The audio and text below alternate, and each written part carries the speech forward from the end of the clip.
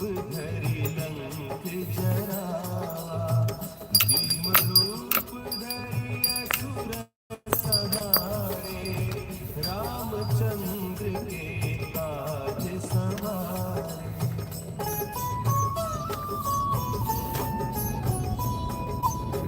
लाए सजीवन लखन जियाए, श्री रघुवीर हरषि उर लाए, रघुपति कीन्ही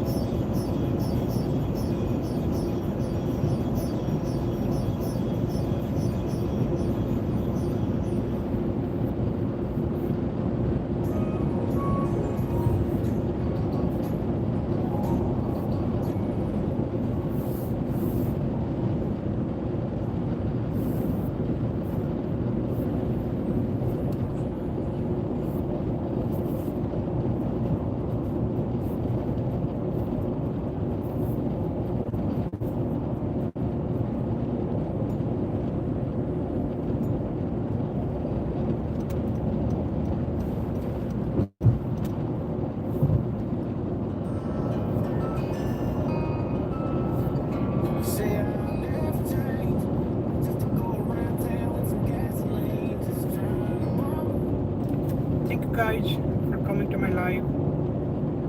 It's south of Sacramento, California, Highway 5. There are lots of birds inside.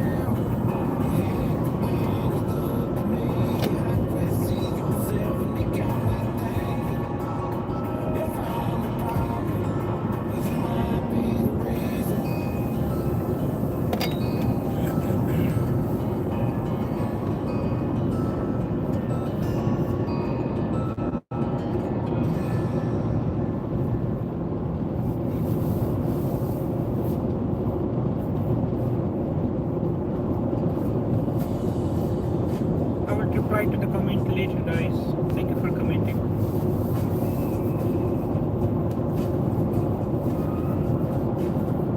Please subscribe to the channel. There will be like more driving videos coming. I plan to go to Tahoe, and there is some almond blossom coming, so I'll be driving throughout that.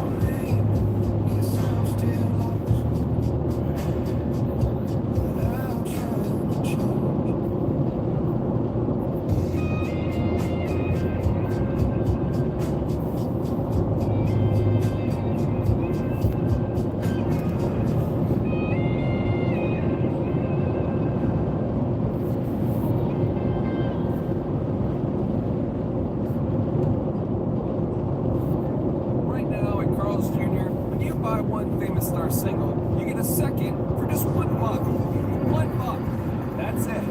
For all that famous John World burger flavor. Let's compare that and list the other things that are just $1. There it is. Buy one Famous Star single, get the second for just $1. Only at Carl's Jr. Available for a limited time at participating restaurants. Tax not included. Not valid in any other offer discount or combo. If you love to travel, Capital One has rewards credit card that's perfect for you. With the Capital One Venture X card, you earn unlimited double miles on everything you buy.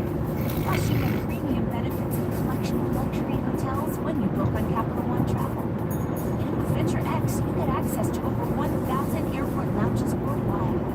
Open up a world of travel possibilities with the Capital One Venture X card. Once you know that. Terms apply. Contract is subject to change. See CapitalOne.com for details. Ashley's President's Day sale continues this week. Now through President's Day Monday, find incredible doorbusters as low as $199 and shop our biggest mattress sale of the year and discover amazing deals like a free adjustable base with select mattress purchase. Plus, you can pay over time in 60 months.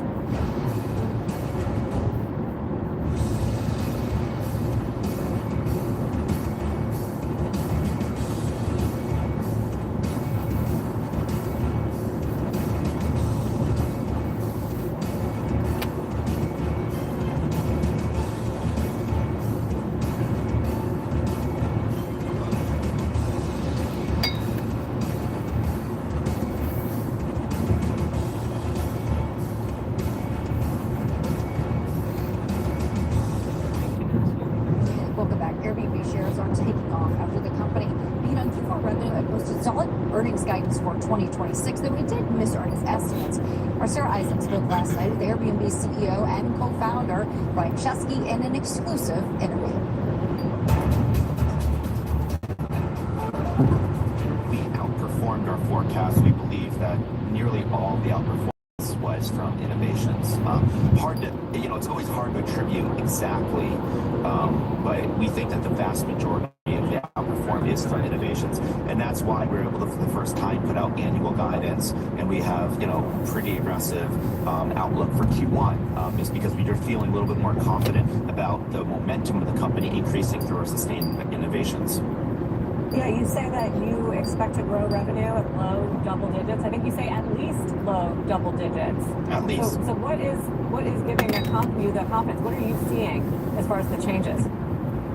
I mean, again, I think what we're seeing is this momentum around innovation. So, right, like we have all these different flywheels that can accelerate the business. So with the international expansion, for example, 70% of our business is in 5 countries. A couple of years ago, we put a team on Brazil and really focused on that market. It went from one of our top 10 market to a top 5 market. We're now putting that same focused effort in Asia, other parts of Latin America, in Europe. So that's one of the reasons we're having excitement. The other are new businesses, services, experience hotels. We're piloting over half a dozen new offerings this summer. We think these are going to really bring a lot more people to Airbnb. We're getting a lot more momentum around, customer service. AI-powered customer service is handling a third of our tickets in North America. This is making people more satisfied with the service. People like the quality. So it's really just this giant flywheel. You can think of Airbnb as like a marketplace, and you have to crank the flywheel. The faster you crank it, the faster it grows. And we're really, I think, starting to get momentum. What about the AI story? I'm just looking at the stock. It's down 13% into earnings this year, and more than that over the last 12 months. The market has been obsessed with the winners and losers from AI. Who's going to be disrupted, and how AI is going to change all sorts of businesses. What's your story here? From a business standpoint, I think AI is the best thing to ever happen to Airbnb. At least from a technology shift. The reason why is AI solves so many problems. Number one, the traffic we get from chatbots converts higher than the traffic we get from search engines. Most of our business is not the app that the guest uses. It's the host app, it's the customer service, it's the payments, it's managing 5 million hosts and all the activity that happens on platform and all the new businesses that we put together. AI really can improve, it can improve customer service. So fundamentally, I think the first point is software like layer that AI can actually do more efficiently. Most of Airbnb's business is in the real world, and we think Airbnb AI is a tailwind. The second thing is a cultural thing, though. You know, I think the founder-led companies and the companies that are prepared to change and transform are the companies that are going to benefit from AI. Because AI means everyone changes. And if you don't change, you're going to be disrupted. So if you don't disrupt yourself, someone else will. And we're not going to allow people to disrupt ourselves. We're going to disrupt ourselves first. And that's why I hired Ahmed Al-Dali. He was the head of generative AI at Meta. He was the person who led all the Llama models. He had a long career at Apple before that. And he came here, and this is a really big partnership that he and I have to really make sure Airbnb is on the frontier of companies leaning into AI. Is there a metric that investors can track in 2026 where everybody's hungry to see the return on investment and the receipts for what AI is delivering to track this transformation? Yeah, just our revenue. You just need to look at our revenue. I mean, our goal is that we're going to have consistent margins, and we're going to try to continue to accelerate our revenue growth. So that is the story. What about the LLMs and actually bringing them onto the platform? Are you doing that? Is it ready? You know, I assume you mean our inventory on LLMs, like putting your inventory on like a ChatGPT. Is that what you mean? Or are you mean? Exactly. Okay. People, yeah. Yes, absolutely. People are looking, right, on those platforms. That's how they're booking vacations. Yeah, absolutely. I think it's very similar to Google, where it's like LLMs, like chatbots are great top of funnel traffic. You can discover an Airbnb. Now, the thing to remember is the majority of our homes are only on Airbnb. 90% of guests message a host. You can't just say, hey, book me an Airbnb. Well, which one? You have to be able to see it. To have 90% of people message a host. In order to message a host, you need to have a verified identity. So there's a whole bunch of reasons why it's really good to bring people into the ecosystem. But like Google, we think people are going to return and come direct to Airbnb if they're looking for a home or a place to travel. In other words, we think specialization in AI could win within travel rather than generalization. It doesn't mean we're going to win the top of funnel, but we think once you know where you're going to travel, we think Airbnb is going to be the place you're going to go to plan all of your travel. Another one that people have been wondering about with ChatGPT is how their ads are doing and performing. Do you have any early data? Apparently, you guys are working together. Yeah, we just started, but it's too early to say. But I'm looking at it very, very carefully, and I think this is another way to understand how does traffic convert from a chatbot versus search versus Instagram. The results are going to be very revealing. I'm optimistic that's going to work really well.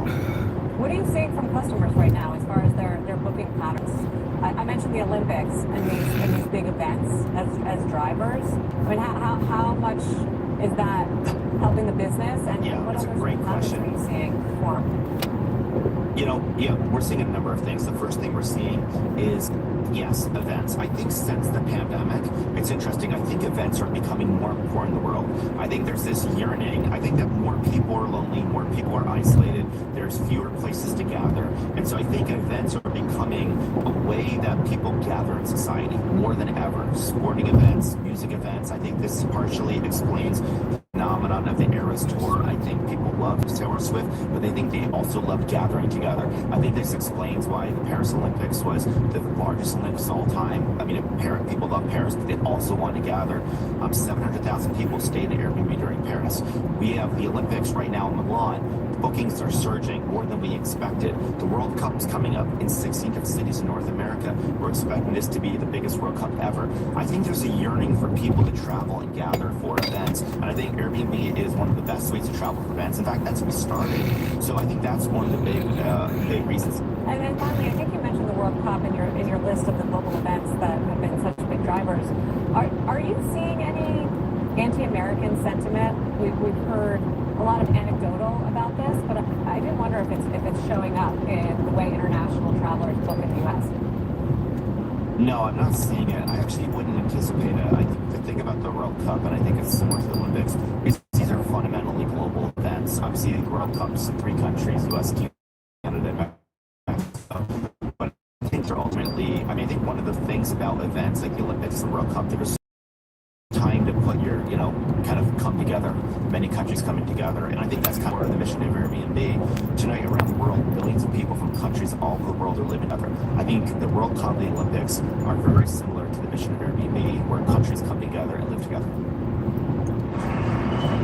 Very interesting stuff. You know, Carl, Chesky and Anthony Wood, two CEOs this hour, saying AI is the best thing that ever happened to our business. I'm not sure that all the employees under them necessarily think that, as there's so much worry about how AI will replace what they're doing and how they help to build the business so far. Yeah, I guess if you're suggesting it might be the efficiencies, it is interesting to see the stock bounce a bit weak along with the other kind of consumer interface apps like DoorDash and Uber and Instacart. Instacart also bouncing, so I do think that maybe investors built in a negativity there about whether they threatened or just how their valuations got and a little bit of relief on this. Speaking of relief, among the things bouncing today, IGV, which we talked about earlier, is thin further down. I was talking about gold's back above 5K, Bitcoin 69K. Yes. So obviously, look, all of these recoveries from a pullback start with some short covering and some people reassessing stuff that's gotten oversold. I'm starting to do that right now to see if it has any legs to it because it's early. Yeah, Kate Rooney mentioned that point is they have some short covering there as well. Some of that goes after the As we listen to some applause on the floor for a retiring broker, Steve Capo of Tigers Financial. Congratulations, Steve. When we come back, Moderna adding to big gains over the last year after some new numbers this morning. But is there some regulatory pain ahead from DC? We'll talk about it. And as we head to the break, check out the move in Rivian. This is another name. This is surging almost 20% after the EV maker reported a smaller than expected loss and said it's targeting a significant increase in vehicle deliveries this year. We'll have more on that. Right now at Carl's Jr., when you buy one Famous Star single, you get a second for just $1. $1. That's it. For all that famous Charbroil burger flavor. Let's compare that and list the other things that are just $1. There it is. Buy one Famous Star single, get the second for just $1. Only at Carl's Jr. Available for a limited time at participating restaurants. Tax not included. Not valid with any other offer, discount, or combo. Why wait for spring to upgrade your home? Ashley's President's Day sale starts now. Discover incredible deals with hot buys for every room starting at just $349. Plus, you can save up to $1,000 off your entire purchase. Or take advantage of 60-month special financing with purchases made with your Ashley Advantage Synchrony credit card, making your next statement piece more affordable than ever. These President's Day savings won't last long, so don't miss out. Only at Ashley. Subject to credit approval. Minimum monthly payments required. See store for details. Get everything you need just around the corner at Planet Fitness. Save when you join for just $1 down, $15 a month. Planet Fitness. We're all strong on this planet. Get your first month free today. Join for $1 down, $15 a month. No commitment. Deal ends February 13th. See Club for details. The Jack FM guarantee. At least one stinker in every bunch of socks.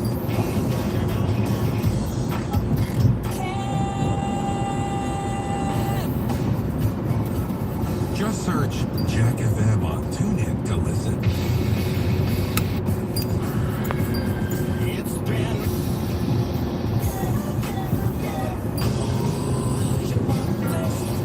Jack FM, playing what we want. TuneIn's how to. I'm reflogging all the special functions and things you might not know we have. Ready to listen to all your favorite audio?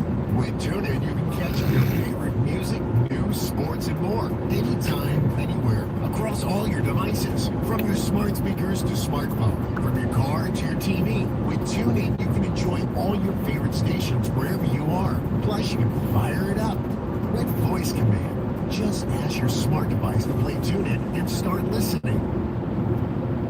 At Hill's Pet Nutrition, we know that pet parent guilt is real. That's why we make science-led nutrition to help you give more love than humanly possible. Because you're only human, there's Hills. Find the right food at hillspet.com/science-does-more. Welcome back. Healthcare is outperforming today with the XLV ETF up more than 1.5%, led by Dexcom, Vertex, Baxter. Moderna is another top name this morning. They get a boost after a narrower than expected loss. Moderna also reiterates its 26 revenue guide of at least 10%. Those numbers come after the company said this week the FDA refused to review its application for this experimental flu shot. Well, joining us more to talk about Moderna is UBS Global Head of Biotechnology Equity Research, Michael Yee. Michael, good to see you. Just what's the road ahead for Moderna here? 10% guide higher. I mean, I think for perspective's sake, revenue's running not much more than 10% of the levels of 2022. Obviously, the peak of the COVID vaccine demand. Well, we see challenges ahead. it's quite interesting because, as you mentioned, the stock is up significantly over the past few months. I think a lot of that has been short covering and an idea that the company is turning it around on some of these new vaccines. But as you saw this week, the FDA rejected the application for the flu vaccine. We do see some challenges ahead, and one of the things that people are quite focused on is actually some really big data this year for the cancer vaccine, which I know there's a lot of excitement around. That's the positive data previously, and there's a big readout later this year, partnered with Merck. And how are you handicapping the potential results and whether it's worth trying to anticipate something positive there or not? Yeah, well, we've looked at it. In a nutshell, we think there's a good chance it will be positive, and that will change the prospects for Moderna, and the stock would go up. But we still think that they need a lot more. So, Text to Lahi. Would you like to use messages? Yeah. What do you want to say to Doolittle? Good morning, babe. Sending. Good morning, babe. stock, and we do think it can be positive and perhaps lead to $100 million of revenue. The company is still burning more than $2 billion of revenue, $2 billion of cash per year, so they need a lot more. One of the interesting ways we actually think to play that is through Merck. Of course, the stock we're actually quite excited on and buy rated, and that stock's been on a tear as well. The discussion about vaccines and the broader political landscape obviously continues. New York Times talking about Kennedy allies targeting states trying to overturn some of the mandates for school children. How are you playing all this out into Moderna's future as such a heavy vaccine manufacturer? Yeah. Well, I think it plays a huge role, certainly over the visibility of where this company is going over the next few years. I don't think a lot of people thought the flu vaccine. In the group, Doolittle said, "Good morning, B." And Reach replied to the group. No, just a structure. Okay.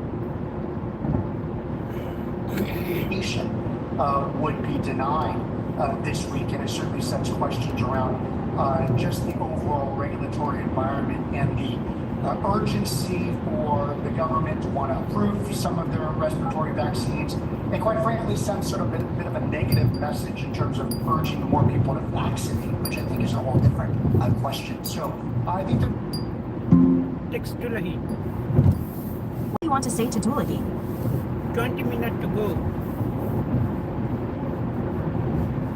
Sending. 20 minutes to go. Certainly will be if it is positive. And I think, again, they probably need to shift away from respiratory vaccines and probably need to spend a lot more time on other areas to reflect technology. What about other companies, Michael? I mean, is it wise, do you think, for them to... In the group, Doolittle said okay. And drive safe. Replied to the group. Okay. We're going to be growth areas in vaccines if in a couple of years we may be working under a different set of priorities and rules? That's fair. Look, I think that they do have an early stage pipeline that is related to norovirus, which I think, would be familiar to many older people. They do have other diseases like rare diseases they are working on as well. But ironically enough, guys, they actually announced that they were significantly cutting expenses across the respiratory vaccine portfolio due to the environment. The stock reacted positively, so they're really in the business of conserving cash right now. I think they need to pivot to other areas. I think they need to regroup and rethink about other areas of the pipeline.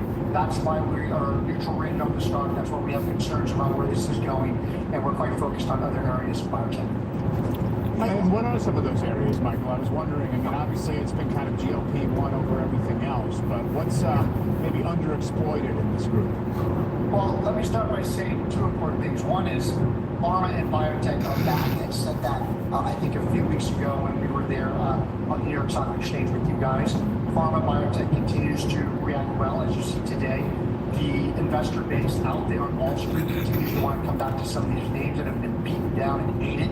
It's been very tough in the space. Trump and the administration have signed good MFN pricing deals. So let me just be clear, it's been good in pharma biotech. Therefore, we've been focused on Lilly yes, GLP-1 is certainly an important place to be. We think they're going to beat and raise numbers. But we like comeback stories. We like Merck. We like Bristol. We like Amgen and Gilead. Those are some great comeback stories. Their stocks have been a lot more mixed over the last year. And those are breaking out cheap. And a lot of people are refocusing on this space. Michael, before we let you go, you were talking about sort of things you think that Moderna needs to do. It's why you're neutral rating, but you're worried about the cash burn. You're hoping that we can cut some costs, or at least think that they need to do that. How can they do that if they also need to be pivoting away from potentially some of these vaccines? Well, I think that they need to spend more on the early stage portfolio. You know, if they started going into other rare diseases, inflammation, cancer targets that are more de-risked in the earlier stage that don't cost a lot of money but could show early promising data, I think people would be rejuvenated into thinking there is a future ahead at Moderna. I think that it's still in the cost-cutting mode. I still think they're sort of hunkering down and trying to hope that some of these things like the cancer vaccine play out first before completely transitioning. And that's why I think at this point, still early in the year, there's still more work to be done. Michael, appreciate the time this morning. Yep, thank you guys. Still ahead in the next hour, the head of one of the biggest online jewelers here at Post 9 with a look at how surging gold and silver prices are impacting his business. Mike, our thanks to you for joining us all week long. Money Movers begins in just a couple of minutes. Right now at Carl's Jr., when you buy one Famous Star single, you get a second for just $1. $1. That's it. For all that famous Char-Broiled burger flavor. Let's compare that and list the other things that are just $1. Yeah. There it is. Buy one Famous Star single, get the second for just $1. Only at Carl's Jr. Available for a limited time at participating restaurants. Tax not included. Not valid with any other offer, discount, or combo. Planet Fitness has everything you need to get stronger just around the corner, so you can give everything you've got. Whether you want to crush a few reps before class with our expanded strength equipment, or sweat it out on your way home from work. With over 2,800 locations, there's a Planet Fitness close to you, and most are open 24 hours. Save when you join for just $1 down, $15 a month. Planet Fitness. We're all strong on this planet. Join the club today and get your first month free. Just $1 down, $15 a month. No commitment. Deal ends Friday, February 13th. See club for details. In an emergency, every second counts. When you have ADT Home Security, you can count on peace of mind. With 24/7 monitoring, the most company-operated monitoring centers in the industry, and technology that helps first responders verify your alarm, help is there the moment you need it. Whether you have our pros install your system or set it up yourself, we'll help keep you safe when it matters most. When every second counts, count on ADT. Visit ADT.com to learn more. In an emergency, every second counts. When you have ADT Home Security, you can count on peace of mind. With 24/7 monitoring, the most company-operated monitoring centers in the industry, and technology that helps first responders verify your alarm, help is there the moment you need it. Whether you have our pros install your system or set it up yourself, we'll help keep you safe when it matters most. When every second counts, count on ADT. Visit ADT.com to learn more. In an emergency, every second counts. When you have ADT Home Security, you can count on peace of mind. With 24/7 monitoring, the most company-operated monitoring centers in the industry, and technology that helps first responders verify your alarm, help is there the moment you need it. Whether you have our pros install your system or set it up yourself, we'll help keep you safe when it matters most. When every second counts, count on ADT. Visit ADT.com to learn more. In an emergency, every second counts. When you have ADT Home Security, you can count on peace of mind. With 24/7 monitoring, the most company-operated monitoring centers in the industry, and technology that helps first responders verify your alarm, help is there the moment you need it. Whether you have our pros install your system or set it up yourself, we'll help keep you safe when it matters most. When every second counts, count on ADT. Visit ADT.com to learn more.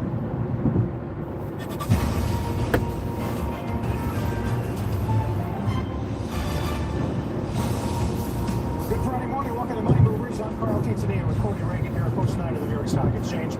Today, call it the AI power surge. Major pipeline operators doubling down to boost natural gas supply for some of these power-hungry AI systems. We're joined by the CEO of Canada-based TC Energy, which provides a third of that gas to the U.S. And it's a new front in the AI chip war is OpenAI rolling out the first model using chips from a key NVIDIA rival. We'll dig into the implications that might signal for the next $1 trillion in tech infrastructure spend. Plus, the co-founder and CEO of online jeweler Angara is with us with his read on consumer demand, the volatility of metal prices, and the impact of tariffs on the jewelry industry.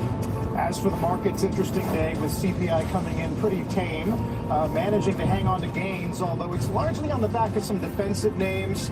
Utilities up 2% right now, healthcare up 1.5%. That 10-year did crack 4.07. Let's in fact begin with this morning's inflation number. Top line comes in just below estimates. Our senior economics reporter Steve Leisman been hard at work on all of this all morning long. Hey, Steve. Carl, good morning. Yeah, really good numbers on the inflation, but dig a little deeper, and there's still some concern. Take a look. 0.2 on the headline, 0.3 was the estimate. So that's the big beat right there. That caused that year over year, which is something the Fed watches, and some of this stuff will feed into the Fed's PCE report. 2.4 versus 2.5. On the core numbers, pretty much as expected, 0.3 versus 0.3, and 2.5 year over year versus 2.5. But let's look at the trend here, and it has been down. You can see coming down the way it is, 2.5%. Had been as high as 2.7, almost 3%. Digging into the numbers, the big surprise coming in housing. Those numbers have been coming down. We've been hearing anecdotally. They haven't necessarily been captured in the CPI. Goods is another big number here. That's where we're trying to capture the tariff impact. We're going to get into that in more detail in just a second. But gasoline, a big factor, down 3.2%, along with used cars and trucks. Phil LeBeau telling me that's something of a one-off, perhaps, relative to some timing and when the prices are great. But Joe Buswala says once one digs beneath the headline, one can observe a notable turn of the year price increases in goods sensitive to tariffs and services. Take a look. Appliances, one of those areas where you would have a tariff effect. Also tools, you can see over here, 0.8%. Services overall, the Fed watching this, a little bit sticky right there. And airline fares, they've been doing a good job keeping those seats down. Airlines up. Courtney, for you, I will tell you a little bit of pop in apparel as well as footwear, and for Carl, also the audio-video stuff. So maybe there's a gender bias in that report, but I know you guys, and I know those are both things of concern for you professionally and personally. You know, I looked at musical instruments, Steve. Yeah, and I looked at the apparel too. But you know what, Steve? I was also concerned. You know, I like the year over year, right? But I mean, if you look at some of these numbers, household energy up 6.6% year over year. Yep. Medical costs still up more than 3% year over year, as well as housing, education up almost 3%. I mean, that does concern me. How is the Fed looking at those numbers, as you suggested earlier in your report, that it's those year over year metrics that the Fed focuses on? It's a good question. The Fed will focus on those year over year metrics, but bore into the monthly data to see where the trend is going. Okay. Overall, when you look at the Fed probabilities, the way the market priced this, Courtney, was a little bit more confident in rate cuts a little bit sooner than had been expected. For example, September is up north of 60% for that second cut. That cut had been really priced into December, and now June more confident in that cut for the first cut. So that's where we are right now.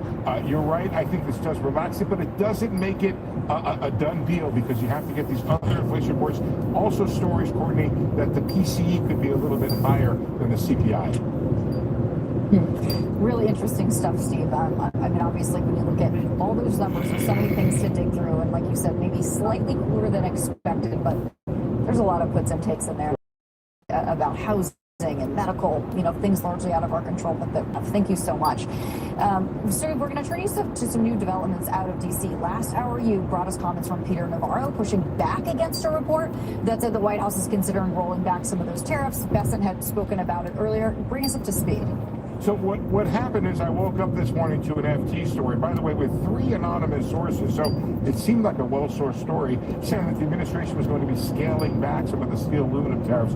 These are tariffs that, as you've probably heard, Courtney, a lot of manufacturers, a lot of people out there are saying are very, very hurtful. There's the headline, U.S. business paid 90% tariffs. That's a different headline. But anyway, the one this morning was about the idea that the tariffs could be relaxed. Peter Navarro says, quote, there is no basis in fact for those plans to reduce. He also said the president has a rule, quote, no exemptions, no exclusions, though there are, of course, some exemptions and exclusions. And he said steel and aluminum are sacred to this administration. What Navarro said to me, Courtney, right was his concern that stories like this could deter investment. The plan of the administration, make those tariffs high, cause manufacturing, and bring back some of the aluminum foundries as well as some of the steel foundries. You can't do that if these things are going to move around day to day.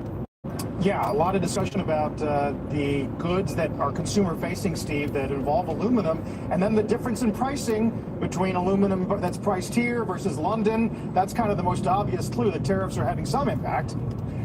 For sure. And what happens, unfortunately, Carl, as you know, is if you have a tariff, a competitor is paying 50% more, well, basically what you do is you end up increasing your price to that same level if you're a domestic producer, because all of a sudden that sets a new floor for you. So there's no relief in that shape. And that really gets to what Courtney's talking about. The administration on the other side is battling those year-over-year problems that are out there.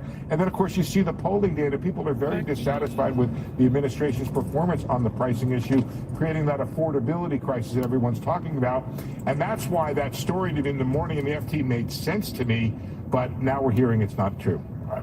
Steve, thanks. Talking a bit about Steve Leisman. We did hear this morning from Goldman's David Solomon with his outlook for markets and the broader economy. Take a listen. When you have these super cycles, things can run for a period of time. I think this is happening at a pace of change that's really accelerated. And so you're going to see resets in certain industries, reevaluations, and we're seeing that. But at the end of the day, I've got enormous confidence in the U.S. economy, our ability as an economy, the size, diversity of it, our technology innovation, our capital markets. Joining us here at Post 9 this morning with his take is Lazard Asset Management CIO Eric Von Nostrand. Eric also served as Assistant Treasury Secretary for Economic Policy under the Biden White House. Welcome, Eric. It's good to see you. Good to be with you, Carl.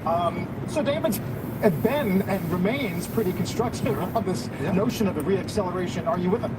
Well, I think we're seeing a lot of upside in the aggregate numbers, but I think the important thing to recognize is that the U.S. economy, its growth over the past year, is probably about as concentrated as it's ever been. And it's concentrated in a couple different ways. Consumer spending is really concentrated among the highest income, highest wealth consumers who are really spending down the incredible stock market boom they've seen over the past year. And on the business investment side, as you know well, business investment has been very tightly concentrated in really one thing, building out AI infrastructure. So even though the headline numbers are strong and there's a lot of optimism behind the aggregate growth number, the